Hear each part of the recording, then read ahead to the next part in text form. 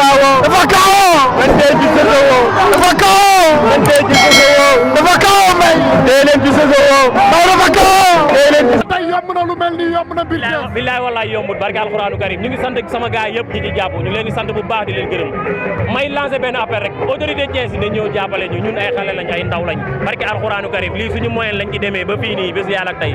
sax moo fi nekk ak sutura rek ñuy jéem a xaawi nii mais billaahi wallahi taalaahi lépp ci suñuy doole poos lay génnee ngeen jël drapeau bi tuddee ko ministre des sports ministre des sports amuñu man booy wax naa leen nee naa leen xaw ma tirisé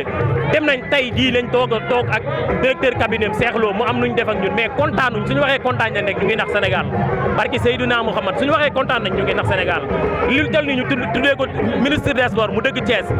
ñu ngi ko tuddee lambu Dakar leer na ma mu ngi war a yóbbu foltu délégation Dakar ay doomu dëkk bi organiser lii ci biir dëkk bi depuis boobu ba léegi mu waroon na def foltu délégation ñëw jàppale ñu lépp luñ fi organiser mu jàpp ci te deful loolu damay wax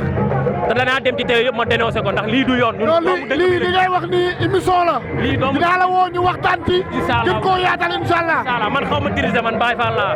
barke alxuraanul karim booy biñu démarché mu dëgër booy yëpp di xalaat man leen billaahi wallahi taalaahi su may jaay li ma am ci àdduna yëpp def ko ci journée bi danaa ko ci def pour mu réussir lii rek laa doon ñaan yàlla amateur yi bañ maa jéppi ndax man nee naa leen man du ma promoteur man amateur laa man indi loo xam ne ni ku dagg bi dugg kontaan lii rek laa doon ñaan yàlla maa ngi sant yàlla bu baax di wax alhamdulilahi rabbil alamin grand yow danañ gisee kontaan naa bu baax barke alxuraan